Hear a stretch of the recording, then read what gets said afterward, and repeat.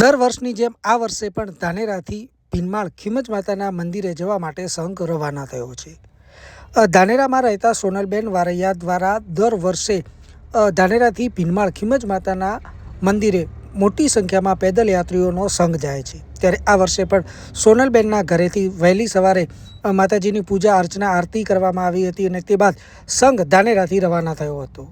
મોટી સંખ્યામાં ભક્તો ધાનેરાના અગ્રણીઓ સહિત લોકો જોડાયા હતા. આ સંઘ સતત 3 દિવસ સુધી પેદલ યાત્રા કરશે અને 14ના દિવસે માતાજીને ધજા ચડાવી આ સંઘ પરત ધાનેરા ફરશે.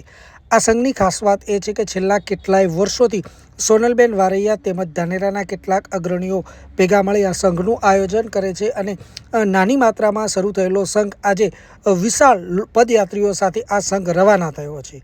દર વર્ષની જેમ આ વર્ષે પણ આ સંઘ રવાના થયો છે. ધાનેરાના તમામ રસ્તા પર શોભાયાત્રા નીકાળવામાં આવી હતી. લોકો વાતે ગાતે માતાજીના મંદિર તરફ આગળ વધી રહ્યા છે. ત્યારે ઠેર ઠેર આ સંઘનું લોકો દ્વારા સ્વાગત સન્માન પણ કરવામાં આવ્યું હતું. અત્યારે આ સંઘ ધાનેરાથી રવાના થયો છે અને ભીનમાળ પહોંચી માતાજીને ધજા ચડાવી ધન્યતા અનુભવશે.